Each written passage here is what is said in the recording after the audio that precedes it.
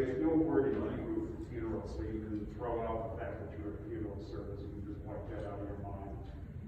There is a word for memorial, but it's iskor, but it's not anything to do with this.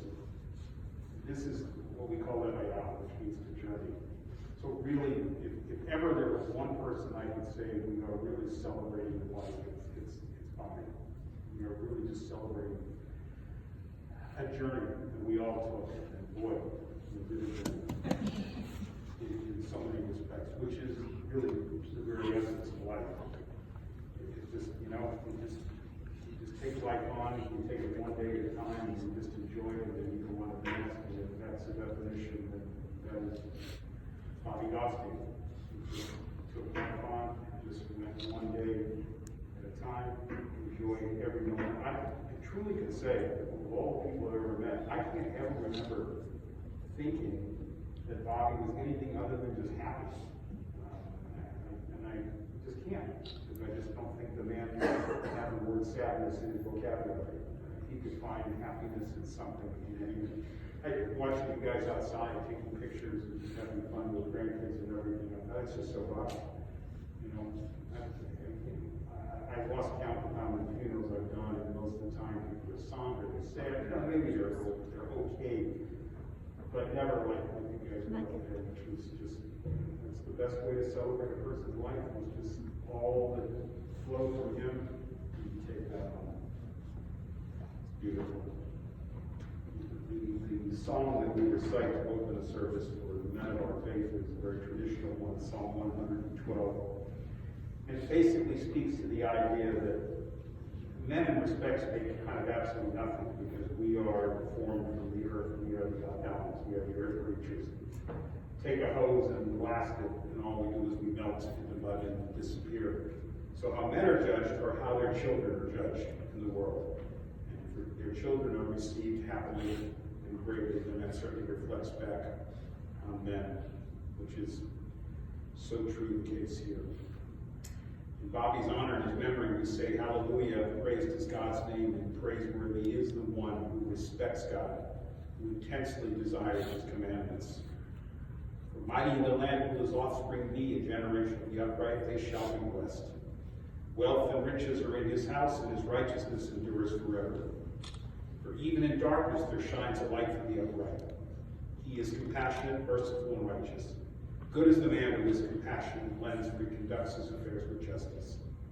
Surely he will never falter, and everlasting remembrance will the righteous man remain. With evil tidings he will have no fear, his heart is firm, confident in God. His heart is steadfast, he shall not fear until he go calmly upon his tormentors. He distributes widely to the poor, his charity endures forever, his power will be exalted in honor. The wicked man will see this and be angered. Gnash his teeth and melt away. The ambition of the wicked shall perish.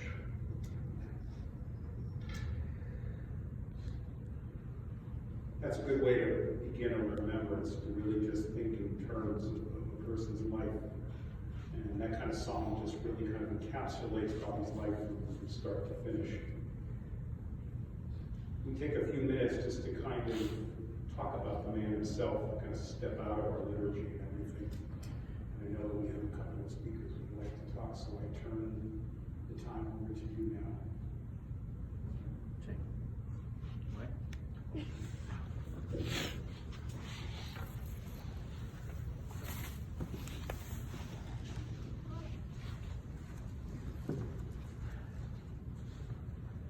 We've done this many years, we still gotta do it again. We've done it in apartments, we gotta do it again. Hey, left none. Hey, right none. Leave the dick in between us.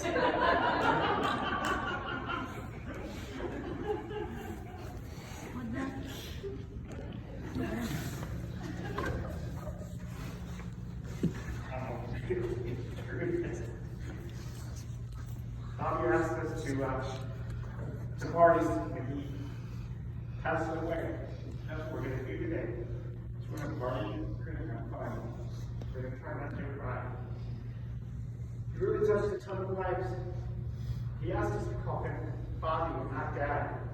He wanted us to be a private person, a dad second. Which is funny that he said that, because he ended up being a father to a lot of people, a lot of our friends, a lot of people who touched a lot of lives.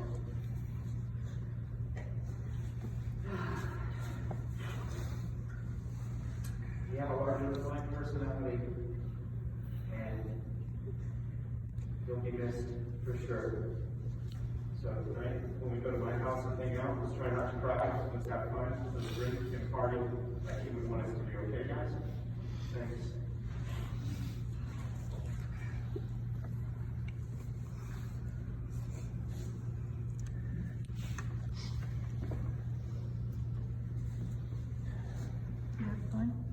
So while we got thinking about what I wanted to say, I sat down 5 or 6 times writing movie.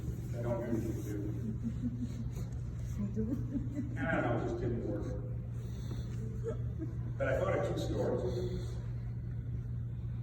that really, to me, encapsulate Bobby. Actually, 2.5.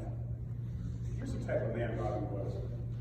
When we kind of met, I was kind of starting my journey down this road until I was going to services at that as much as I could. And we had a pretty good circle of friends, and I was friends wanted to go to school with me. And Bobby felt so guilty that I would like go home. That when your dad would come to town, he'd make your dad go and lead services.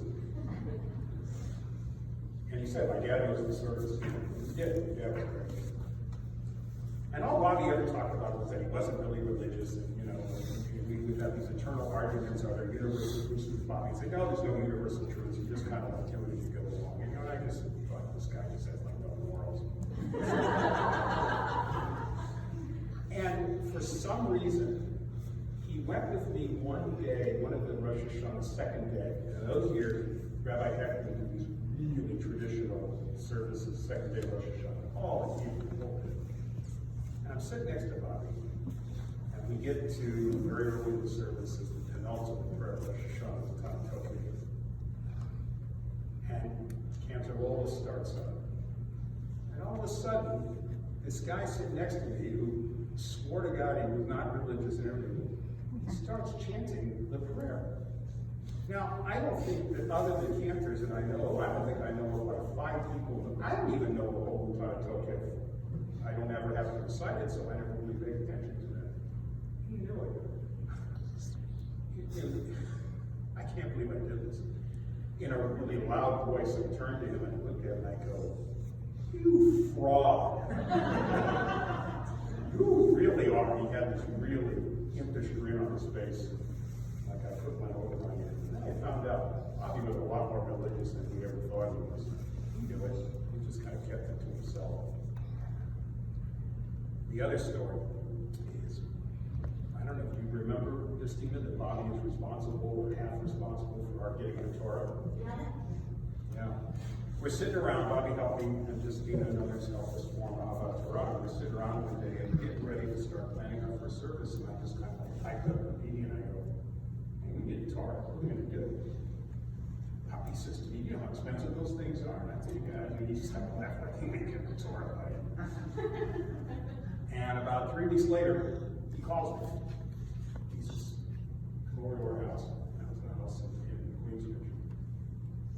And he says, put on a shirt and tie, a jacket. Yes, sir. We go over there, and all of a sudden, Bobby comes downstairs and he's carrying a Torah with the mantle and everything dedicated to parents. And he and Jack Goffstein had got us our Torah.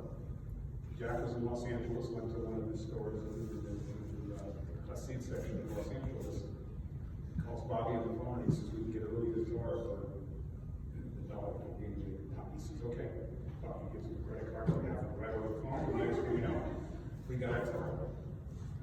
But this part of the story is just so Bobby. So we have the Torah. Jack comes over and we take some pictures, and we're just kind of talking. And Jack says, you won't believe what happened before bringing the Torah down. It's upstairs, and we went up to get the Torah, and they're in the elevator in the house, and the elevator gets stuck halfway going down the stairs. Bobby says, I don't know what to do. It was always worked. So they got to call the company that built the elevator.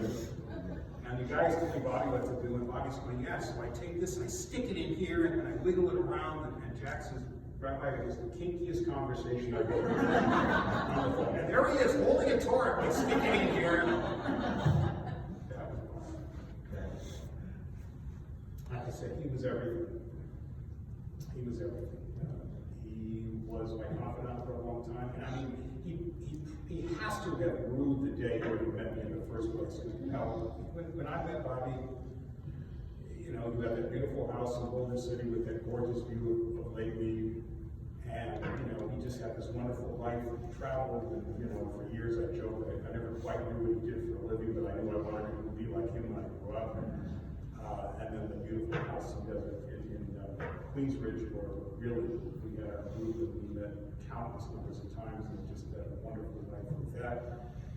I taught the boys, in school, and we met together for football games. We played Armagosa Valley, and we sat in Bobby's car for the whole game because we were beating them like 80 to nothing, and it was like 25 degrees outside. And, they can go freeze the boys, but we're going to sit in the car and watch the game, and I coach the game from the car. So it was just this. So he must have hated that he ever met me, because I dragged him on all that from time to time. We became president of the show, and all this administrative stuff and everything. I cried to him night after night over various issues. And I think I once, told him I needed to get a new car, and I couldn't afford it. Next thing I know, he tells me to meet me in T Ford, and negotiated the car deal for me. And the whole thing, the man was just there, and he did everything. And it's one of those lives that, you can go years without talking for various reasons, and then you meet, and it's like you're never apart, and then you just pick right up where the conversation left off. And he's there, and he always will be. And if there's a joy to having to be here today, it's that I just spent the week kind of thinking the stories I haven't thought of in years, and I'll just continue to do it. It's everything that I've told 500 plus funerals over the time, and now I know it's true, because I'm feeling the same thing that so many of my family said. I grieve for you guys. That's a hard hole to have to fill for the rest of your lives. But what a beautiful life to follow.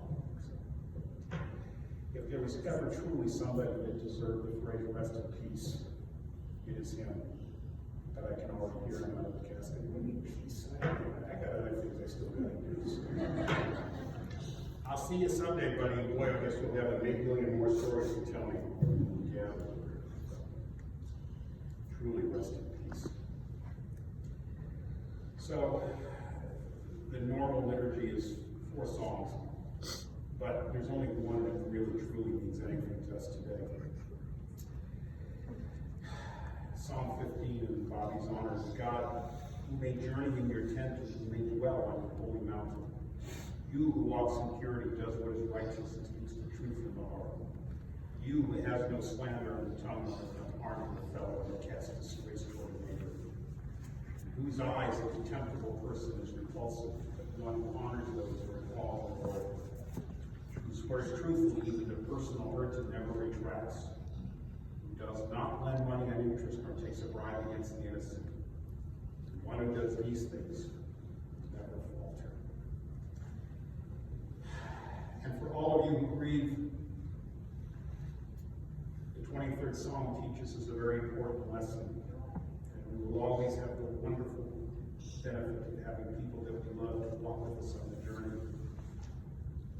So for all of us having taken a journey in life with Bobby, we say, the Lord is my shepherd, I shall not want. He makes me to lie down in green pastures, He leads me beside the still waters. He restores my soul, He guides me in the paths of righteousness for His name's sake. Yea, though I walk through the valley of the shadow of death, I will fear no evil, for you are with me. Your rod and your staff, they comfort me. Prepare a table before me in the presence of my enemies. Anointing my head with oil, my cup runneth over. Surely goodness and mercy shall follow me all the days of my life. I shall dwell in the house of the Lord forever. I'll ask us to rise, please, we chant the very ancient prayer as we commit Bobby's soul to God's sake.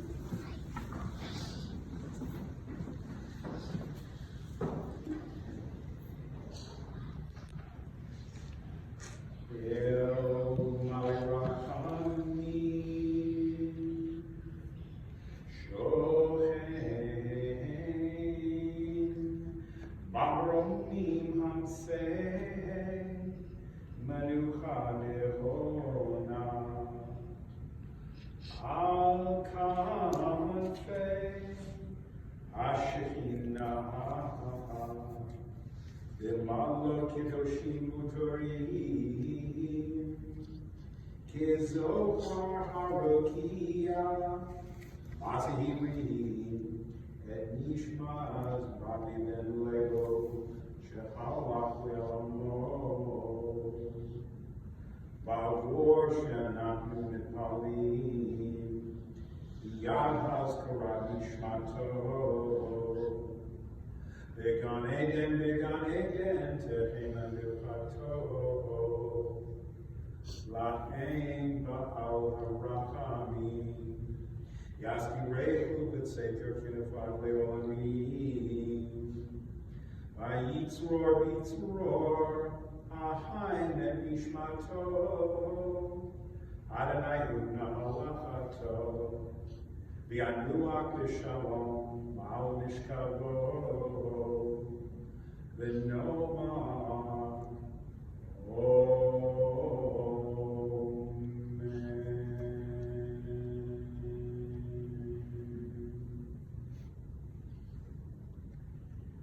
God, full of compassion, who dwells on high, where proper repose on the sheltering wings of your presence, lofty levels of the holy and pure, who shine as the brightness of the firmament unto the soul of Robert Goffstein, the son of Baker, for he is gone to his eternal world, whose memory we now pray. May his repose be in paradise, and the master of compassion bring him under the cover of God's wings and bind his soul upon the flight. May the Lord be his heritage, may he repose in his resting place in peace and togetherness. Amen. I look with my eyes on the mountains, and where will my help come? My help will come from the Lord, maker of heaven and earth. God will not allow your foot to fall to your guardian does not slumber. Behold, the guardian of Israel neither slumbers nor sleeps. The Lord is your guardian, the Lord is your protection by your right side. By day the sun will not harm you, nor the moon by night. The Lord will guard you from all evil, the Lord will guard your soul. The Lord will guard your going out and coming into his kingdom this time forth and forever. Amen. You may be seated.